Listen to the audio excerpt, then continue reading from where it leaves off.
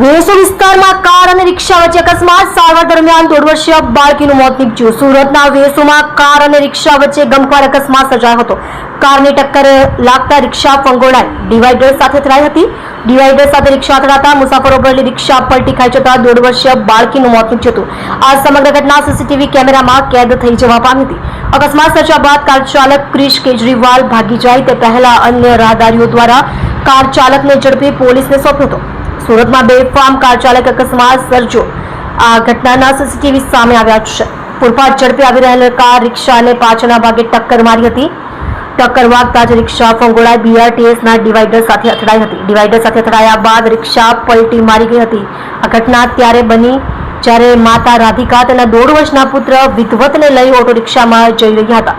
Auto રિક્ષામાં અન્ય 4 મુસાફરો પણ મુસાફરી કરી રહ્યા હતા. ન્યૂ વીઆઈપી રોડ તરફથી આવી રહેલ કાર રિક્ષાની પાછળ ધડાકાભેર ટકરાઈ હતી, જેના કારણે ઓટો રિક્ષા પલટી ખાઈ ગઈ હતી. આ સમગ્ર મામલે એસીપી SR ટંડેલે જણાવ્યું હતું કે બપોરે 1 વાગ્યાની આસપાસ જોલી પાટી પ્લોટ પાસે રિક્ષા ચાલક પૂર ઝડપે જતા અને બલેનો કાર ત્યાંથી પસાર થતા 3-4 વ્યક્તિને ઈજાઓ થવા પામી હતી, જેમાં એક માતા અને બાળકીને પણ ગંભીર ઈજાઓ થવા પામી હતી. જાણવા મળેલ છે કે નાની બાળકી હતી જેનું સારવાર દરમિયાન મોત નીપજ્યું છે.